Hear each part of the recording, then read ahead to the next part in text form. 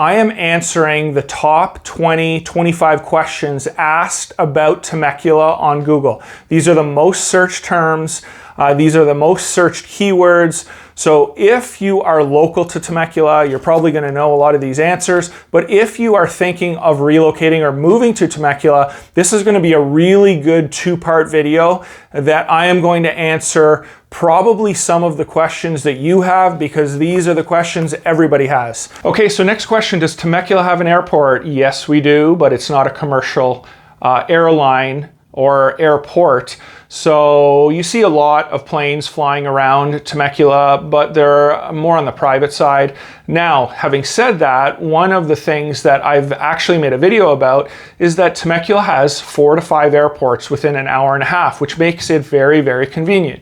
You have Palm Springs Airport, which is a commercial airport. You have San Diego, you have Orange County, you have Ontario, and you have LAX. So if you are someone that A, has to fly for work or employment, or B, does a lot of traveling, Temecula does have many, many choices that are not the biggest hassle, or the one that I hate going to the most is LAX, of course. I can't stand LA, but you know, you have 4 other picks within an hour from you. Okay, next, is Temecula considered a desert? In my opinion, sort of. I don't know the actual definition or what it would say online. I'm really not doing research before I'm making some of these videos. I just want to give you my personal opinion. Yes, it gets dry. Yes, it does get green in the spring. It's absolutely beautiful, the mountains. Are there fires in Temecula because for 6 or 7 months it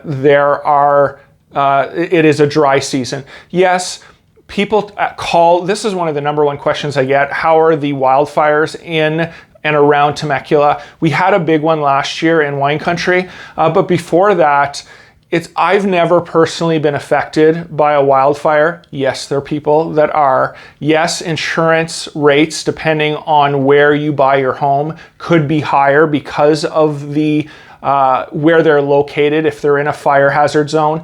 But other than that, it doesn't affect me. I haven't been in front of a wildfire I've been here 15 years. I think maybe I've seen smoke maybe 4 times. So I wouldn't let that deter you from moving here. There are many, many other factors that I would consider before the wildfires. Next, how is Temecula to live? And really, this whole channel is about living in Temecula. I'm not going to go into too much detail. All I'm going to tell you is that for the price that you're buying a home, for what the city offers in regards to safety, schooling, extracurricular activities, parks, recreational activities, hiking, golf, there's really no other city in Southern California that's going to give you everything that Temecula offers with the home prices that we have here. Okay, so how far is Temecula from Los Angeles? I would say in regards to miles, it might be 60 to 70 miles, but in California, we don't necessarily say miles because that means absolutely nothing. It could take you 2 hours to go 30 miles. I would say on average, the amount of time that you're going to be in your car if you need to get to LA from Temecula is going to be about 1 hour and 45 minutes to 2.5 hours. And that, again, is an average. It could be 3 hours and it could be 1.5 hours, depending on when you leave your home, if it's on a weekend, that sort of thing. Okay, so how far is Temecula from San Diego? It's about 1 hour, especially if you're going south. Now, because I mentioned earlier on in the video, maybe it was part 1, we're doing a lot of construction in Temecula on the northbound 15 freeway. So if you're coming back north from San Diego, especially at night, maybe later afternoon or starting even early afternoon now, it is going to take you about 2 hours, 2.5 hours to get back to Temecula. Now, be aware, if you are commuting to San Diego, I personally would search or buy a home in the south part of Temecula.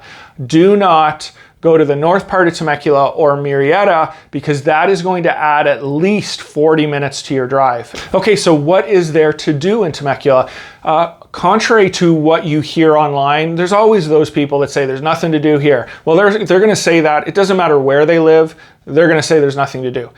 Prominent things in Temecula that I would say everybody knows about are the wineries, Pechanga Casino, and Old Town Temecula. Old Town Temecula, a lot of bars, restaurants, and shops. Obviously, the casino. Wine country has about 40 to 50 wineries. Things that we do that might not come up on a lot of blog posts or videos. There's blueberry picking here. There is Lake Harveston, which is a lake in the north part of Temecula that has a nice 1 mile walking path. Great for dogs, has boating in the summer if that's something of interest to you. There's about 7 golf courses just within Temecula, so that is very popular here. There are tons of hiking trails if that's what you're into, and obviously with those hiking trails I'm sure you can take your bike. I always see them out. So there is a lot to do in Temecula, and the best part is because of the weather you get about 7 to 8 months where you can be outside and do all of these things very, very comfortably. Okay, I don't know if I answered this one, but what's the weather like in Temecula? I have videos on this on my channel. So real quick, it is very hot for 3 or 4 months. And then for, 8 to 9 months, it's very nice. 60s in the morning, maybe 50s on average, up to 75, 80. In the summer months, it is still going to be cooler in the morning. So if you get up at 6, 7, 8 o'clock and go for a walk, it's probably going to be 80 degrees, 75 degrees, but it gets hot really quick. By 10 o'clock, it's going to be 100 degrees, 95 degrees. Some days we even get up to 105, 107 degrees, but that is probably more on the rare side. I would say that's about 10 days a year. But yes, even in the summer, in the early mornings, there you can go outside and do things. Now, one of the best things about the summer is by 6, 7, 8 o'clock, it is Hawaii weather. Great for barbecuing. Once the sun goes down, it's going to be 80 to 85 degrees. Shorts, no shirt, however you want to rock it. It doesn't matter. It feels like the best temperature on planet Earth. So that is one of the benefits. I know in the summer it does get hot during the day, but it's only for about 4 to 5 hours. Mornings are okay. And once the sun goes down, it's amazing to be outside. So there you have it, guys. Those are the most asked questions via Google online. Hopefully I answered those. If you have further questions, please reach out to me. I'd be glad to help you.